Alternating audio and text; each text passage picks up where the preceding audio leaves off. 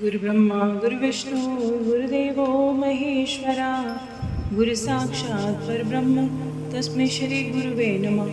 ओम श्री गणेशाय नमः। बोले शंकर भगवान की जय, बोल गौरा मैया की जय। हर हर महादेव। देवताओं का भगवान शिव से पार्वती के साथ विवाह करने का अनुरोध करना, रिक्वेस्ट करना और भगवान का विवाह के दोष बताकर, विवाह करने के जो नुकसान है उसको बताकर ऐसे विकार कर देना, मना कर देना और उनके पुनः प्रार्थना, फिर से प्रार्थना करने पर उसको फिर से स्वीकार कर लेना। ब्रह्मा जी कहते हैं नारद देवताओं ने वहां पहुंचकर भगवान रुद्र को प्रणाम करके उनकी स्तुति की, उनकी वंदना की। तब नंदिकेश्वर ने भगवान शिव से उनकी दीन बंधुता और भक्त वत्सलता की प्रशंसा करते हुए कहा, प्रभु देवता मुनि संकट में पड़कर आपकी शरण में आए हैं, सर्वेश्वर आप उनका उद्धार करिए। दयालु नंदी के इस प्रकार सूचित करने पर भगवान शंभु धीरे धीरे आंखें खोलने लगे और ध्यान में उपरत हुए। समाधि से विरक्त होकर परम ज्ञानी परमात्मा ईश्वर शंभु ने समस्त देवताओं से इस प्रकार कहा। शंभु कहते हैं कि श्री विष्णु ब्रह्मा आदि देवेश्वरों, तुम सब लोग मेरे समीप कैसे आए? तुम अपने आने का कारण तो बताओ। भगवान शंकर का वचन सुनकर सारे देवता प्रसन्न हो गए और बताने लगे कि भगवान विष्णु के मुंह की ओर देखने लगे। तब शिव के महान भक्त और देवताओं के हितकारी श्री विष्णु ने मेरे बताए हुए देवताओं, ब्रह्मा जी कह रहे मेरे बताए हुए देवताओं के महत्तर कार्य को सूचित करने लगे। उन्होंने कहा कि शंभु तारकासुर ने देवताओं को बहुत दुख और कष्ट प्रदान किया है, यही बताने के लिए हम सब देवता यहाँ आए हैं। भगवान आपके और इस पुत्र से ही उस तारक दैत्य को मारा जा सकता है, किसी और प्रकार से नहीं। मेरा यह कथन सर्वथा सत्य है महादेव। इस प्रकार विचार करके आप कृपा करें, आपको नमस्कार है स्वामी। तारकासुर के द्वारा उपस्थित किए गए इस कष्ट से आप देवताओं का उद्धार कीजिए। देव शंभु आप दाहिने हाथ से गिरजा का प्राणी ग्रहण कर लीजिए। गिरिराज इम्बान के द्वारा दी हुई महानुभावा पार्वती को प्राणी ग्रहण के द्वारा अनुग्रहित कीजिए। श्री विष्णु का वचन सुनकर योग परायण भगवान शिव ने उन सबको उत्तम गति का दर्शन कराते हुए इस प्रकार कहा, देवताओं जो ही मैंने सर्वांग सुंदरी गिरजा देवी को स्वीकार किया, वैसे जैसे ही मैंने उनको स्वीकार किया तैसे ही समस्त सुरेश्वर ऋषि मुनि सकाम हो जाएंगे। फिर तो परमार्थ का रास्ते पे चलने वाले में कोई समर्थ ही नहीं होगा। दुर्गा अपने प्राणी ग्रहण के मात्र से ही कामदेव को जीवित कर देगी। विष्णु मैंने कामदेव को जलाकर देवताओं को बहुत बड़ा कार्य सिद्ध कर दिया है। आज से सब लोग मेरे साथ सुनिश्चित रूप से निष्काम होकर रहेंगे। देवताओं जैसे मैं हूँ उसी तरह से तुम लोग भी अलग अलग रहकर कोई विशेष प्रयत्न किए बिना ही दुष्कर तपस्या कर सकोगे। अब उस मदन के न होने से तुम सब देवता समाधि के द्वारा परमानंद का अनुभव करोगे, निर्विकार हो जाओगे, क्योंकि काम नरक की प्राप्ति कराने वाला है। काम से क्रोध होता है, क्रोध से मोह होता है और मोह से तपस्या नष्ट होती है। और तुम सभी शेष देवताओं को काम क्रोध का परित्याग कर देना चाहिए। मेरे इस कदम को कभी अन्यथा नहीं समझना चाहिए। ब्रह्मा जी कहते हैं नारद विषम चिन्ह से युक्त ध्वज धारण करने वाले भगवान शंकर महादेव ने इस प्रकार से बातें की और उसे सुनकर ब्रह्मा विष्णु देवता मुनियों ने निष्काम धर्म का उपदेश दिया।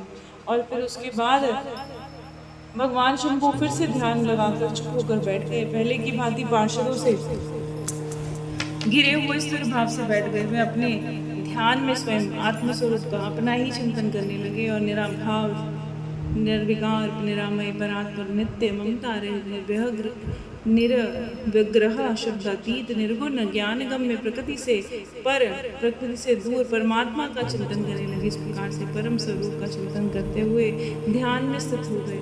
बहुत से प्राणियों की सृष्टि करने वाले भगवान शिव ध्यान करते करते परमानंद को निमग्न हो गए। श्री हरि और इंद्र आदि सारे देवताओं ने जब परमेश्वर शिव को ध्यान मग्न देखा तो उन्होंने नंदी से सम्मति ली और नंदी ने फिर से शिव जी को जगाया और बोले, देव देव महादेव करुणा सागर प्रभु अब आपकी शरण में आए, ये सारे आपकी शरण में आए हैं, आप इनके महान कलेश का उद्धार कीजिए। ब्रह्मा जी कहते हैं नारद इस प्रकार बहुत दीनता पूर्ण उक्ति से देवताओं ने भगवान शंकर की स्तुति की। इसके बाद सारे के सारे देवता प्रेम से व्याकुल होकर उच्च स्वर से जोर जोर से फूट फूट के रोने लगे। मेरे साथ भगवान श्री हरि भी भक्ति युक्त होकर मन ही मन भगवान शंभु का स्मरण करते हुए दीनता परवानी द्वारा अपने आप अभिप्राय निवेदन करने लगे। देवताओं के ऐसे प्रकार मेरे और श्री हरि के इस प्रकार से स्तुति करने पर भगवान महेश्वर भक्त वत्सल दया के कारण ध्यान से विरक्त हो गए और उनका मन अंतिम प्रसन्न था। वे भक्त वत्सल शंकर श्री हरि आदि को करुणा दृष्टि से देखकर उनको हर्ष बढ़ाते हुए बोलते हैं, विष्णु ब्रह्मा और इंद्र सारे देवताओं, तुम सब लोग एक साथ यहाँ किस लिए आए हो? मेरे सामने सच सच बताओ। श्री हरि ने कहा, महेश्वर आप सर्वज्ञ हैं, सबके अंतर्यामी ईश्वर हैं, क्या आप हमारे मन की बात नहीं जानते? यद्यपि आपकी आज्ञा से मैं स्वयं ही कहता हूँ, सुखदायक शंकर हम सब देवताओं को तारक सुर ने अनेक प्रकार के दुख प्राप्त कराए हैं, इसलिए देवताओं ने आपको प्रसन्न किया है। आपके लिए उन्होंने गिरिराज हिमालय से शिवा की उत्पत्ति कराई है। शिवा के गर्भ से ही आपके पुत्र का उत्पन्न होगा और उसी से तारकासुर का वध होगा, दूसरे किसी उपाय से नहीं। ब्रह्मा जी ने उस दैत्य को यही वर दिया है, इस कारण दूसरे से उसकी मृत्यु हो ही नहीं सकती। इस कारण वह निडर होकर सारे संसार को कष्ट दे रहा है। इधर नारद जी की आज्ञा से पार्वती कठोर तप कर रही है, उसके तेज से सारा चराचर प्राणी त्रिलोकी अछिद्ध हो गए हैं। इसलिए परमेश्वर आप शिवा को वर देने के लिए जाइए, स्वामी देवताओं का दुख मिटाइए और हमें सुख दीजिए। शंकर, मेरे और देवताओं के हृदय में आपके विवाह को सब देखने की बड़ा ही उत्साह है। आप यथोचित रीति से विवाह कीजिए और परात्पर परमेश्वर आपने रति को जो वर दिया है उसकी पूर्ति का अवसर आ गया है। अपनी प्रतिज्ञा को शीघ्र सफल बनाइए। ब्रह्मा जी कहते हैं, नारद ऐसा कहकर उन्हें प्रणाम करके श्री विष्णु देवताओं और सारे ऋषि मुनि स्तोत्रों की स्तुति करने लगे। सब उनके सामने खड़े हो गए और भगवान शंकर भी, जो कि वेद मर्यादा के रक्षक हैं, देवताओं की बात सुनकर हंसकर उनको कहते हैं, हरे विधे और देवताओं, तुम सब लोग आदित्य हो सकते। मैं यथोचित विवेकपूर्वक बात कहता हूँ, विवाह करना मनुष्य के लिए उचित नहीं है, क्योंकि विवाह दृढ़तापूर्वक बांध कर रखने वाली एक बेड़ी है। जगत में बहुत से कुसंग हैं, परंतु स्त्री का संग उससे बढ़कर है कि बहुत बुरे काम है, पर स्त्री का संग करना उससे भी बुरा काम है। मनुष्य सारे बंधनों से छुटकारा पा लेता है, परंतु स्त्री प्रसंग रूपी बंधन से मुक्त नहीं होता। लोहे और काठ की बनी बेड़ियों में दृढ़तापूर्वक बंधा हुआ पुरुष भी एक दिन कैद से छुटकारा पा लेता है, परंतु स्त्री पुत्र आदि के बंधन में बंधा मनुष्य कभी छुटकारा नहीं पाता। महान बंधन में डालने वाला विषय सदा बढ़ते रहते हैं। इसका मन विषयों से वशीभूत हो गया है, उसके लिए मोक्ष स्वप्न में भी दुर्लभ नहीं है, सपने में भी मुश्किल नहीं है। विद्वान को यदि सुख चाहता हो तो विषयों से विधिपूर्वक त्याग दे। विषयों को विष से समान समझना चाहिए, जिसके द्वारा मनुष्य मारा जाता है। विषय के साथ वार्ता करने वाला मनुष्य क्षण भर में पाप का भागीदार हो जाता है। आचार्यों ने विषय को मिश्री पिलाई हुई वारुणी मदिरा कहा है। यद्यपि मैं इस बात को जानता हूँ, तथापि विषयों के इन सारे दोषों को मुझे विशेष ज्ञान है। फिर भी मैं तुम्हारी प्रार्थना को सफल करूँगा, क्योंकि मैं भक्तों के अधीन रहता हूँ, भक्त वत्सल हूँ, उचित अनुचित सारे काम करता हूँ। इसे तीनों लोकों में अत्योचित कर्ता के रूप में मेरी भी सिद्धि है। भक्तों के लिए मैंने अनेक प्रकार के बहुत से प्रयत्न करके कष्ट सहन किए हैं। गृहपति होकर बिना विश्वानर मुनि का दुख दूर किया है। विदे अब अधिक कहने से क्या लाभ?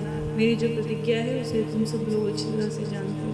मैं ये सत्य कहता हूँ कि जब तक भक्तों पर कहीं विपत्ति आती है, तब तक मैं तत्काल उन्हें सारे कष्ट मिटा देता हूँ। तब से तत्काल उनके सारे कष्ट मिटा देता हूँ। तारकासुर से तुम सबको लोगों को जो दुख प्राप्त हुआ है उसे भी मैं जानता हूँ, उसका हरण करूँगा। और ये मैं सत्य कहता हूँ, यद्यपि मेरे मन में विवाह करने की रुचि नहीं है, फिर भी मैं विवाह जरूर, पुत्र उत्पादन के लिए गिरजा से विवाह जरूर करूँगा। तुम सब लोग देवता अब निर्भय होकर चले जाओ, मैं तुम्हारा कार्य सिद्ध करूँगा। इस विषय में अब कोई विचार करने की जरूरत नहीं है। ब्रह्मा जी कहते हैं, नारद ऐसा कहकर भगवान शंकर मौन होकर समाधि में फिर से बैठ गए और विष्णु आदि सारे देवता अपने धाम को चले गए। और शंकर भगवान की जय, बोल गौरा मैया की जय, हर हर महादेव।